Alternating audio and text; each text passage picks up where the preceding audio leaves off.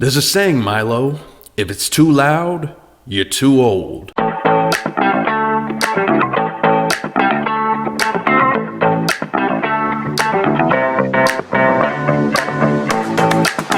Welcome back to the channel, everybody, and welcome back to my segment, Underrated and Overlooked, where I take a look at movies that I feel are either very underrated or have been overlooked since their time of release. In today's episode, I am talking about the 1994 rock comedy, Airheads. Now, this is a movie that has definitely flown under the radar for 30 years now. Wow, I didn't even realize it's the 30-year anniversary of this movie coming out. Incredible. But this is a movie that I think was a little bit ahead of its time. It has an amazing cast of character actors, comedians, musicians, all kinds of stuff in this movie. And somehow it was only able to muster up just under $6 million at the box office. What exactly led to the problems with this movie? Was it promotion? That kind of stuff. It's hard to say, really. I was only 3 at the time when it was released, so, I can't really say how well it was promoted and things like that. But one thing to note is that the cast included a lot of people that didn't quite hit just yet. And I think that had a lot to do with the movie, unfortunately, not being a very big success at the time, but I think has gone on to become a little bit of a cult classic. This isn't one that you hear constantly about, but it is one that when you mention it to people, sometimes like, oh yeah, that movie from, the 90s with this guy and that guy, blah, blah, blah. It's kind of about rock music. People have heard of it, but usually a lot of the time they're not all that familiar with it. This is a movie that I grew up watching. I believe the first time I saw it was in the late 90s. So I was around like 9 or 10 years old probably the first time I caught it. And instantly I liked it.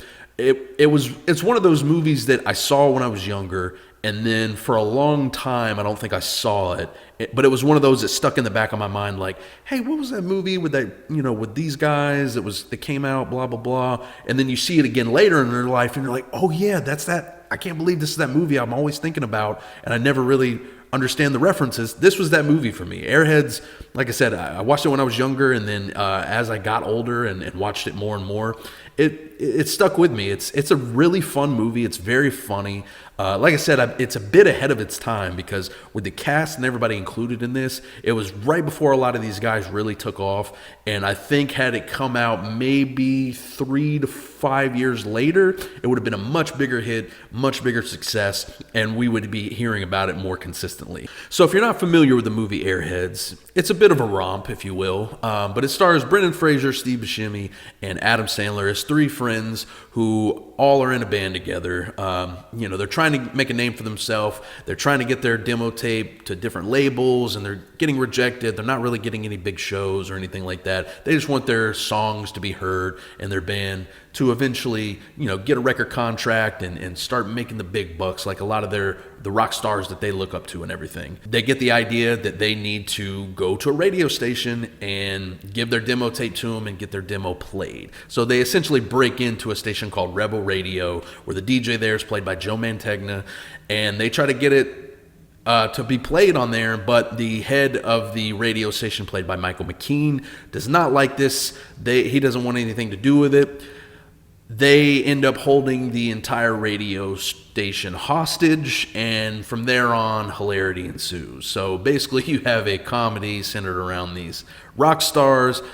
It's a hostage situation, and things get really crazy. But it's a lot of fun, man. This movie, like I said, it's very funny, and this cast here is so stacked, and it's unbelievable when you look back on it that this movie was not a success, because it's crazy with this amount of people how it didn't do well. But you do have Brendan Fraser, who at this point in time had really only been in like 2 major roles. He was in Encino Man, which honestly, at the time, I don't think was a very big hit either. And he was in School Ties, which I think was a moderate success for the most part. But that was really all he had to his name.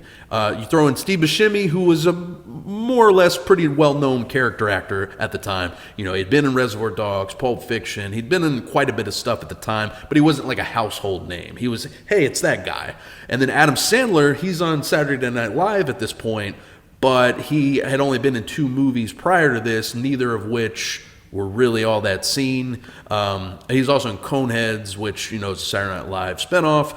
but again, wasn't a huge success at the time. So you got these three guys who are somewhat recognizable faces, but they're not nearly as recognizable as they would go on to be later in life. So that, I think, is a testament to the movie, unfortunately, not performing as well as it should have. You throw in so many other people in this movie, like you got Ernie Hudson, you got Chris Farley, you got Michael McKean, Joe Mantegna, you got a young David Arquette, Harold Ramis shows up for a minute. You got so many people in this movie.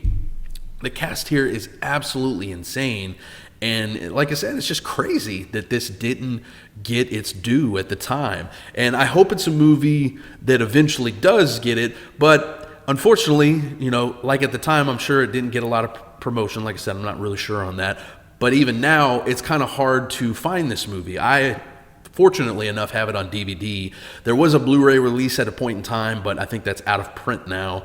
And it's very rarely can you ever find this streaming. I think I've seen it on Hulu at one point in time. I think I've seen it on Max at one point in time, but it's not a regularly streaming movie. So this is kind of a hard get. And even though I am recommending that you guys check it out, it might be a little scarce on where you can find it, unfortunately. But if you can find that DVD, or you happen to find the Blu-ray at a cheap price, probably not, it's a movie that I absolutely recommend you check out because it's so funny. There's so many jokes in this movie that I use in my day-to-day vernacular. There's a certain language to the movie that I really enjoy, like especially with the three main characters, the way they talk and interact with not only each other, but a lot of the other characters in the movie.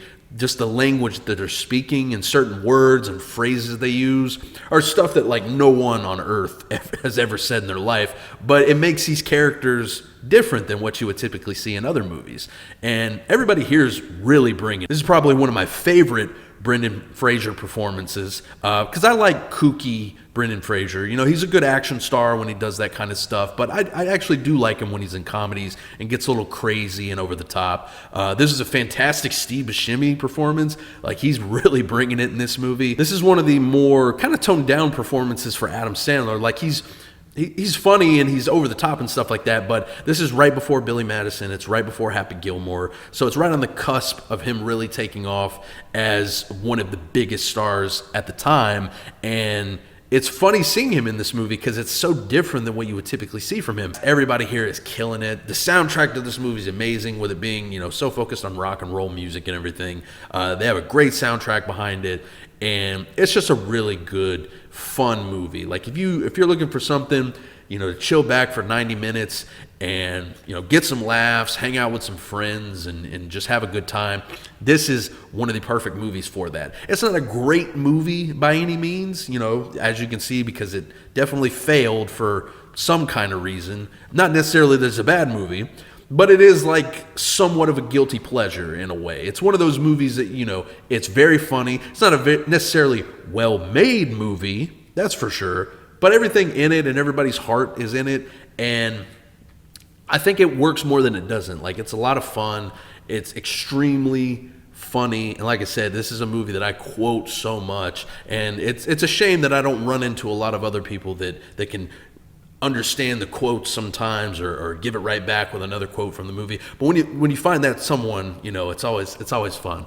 So this is a big recommendation for me. If you haven't had the chance to check out Airheads, definitely check it out if you can find it and if you can, because like I said, it's a little scarce when it comes to streaming and availability, but I'm sure it's out there somewhere. Even check YouTube. There might be a stream of it there somehow, but I definitely recommend seeking it out because this is a very fun movie, and it's one of my personal underrated favorites.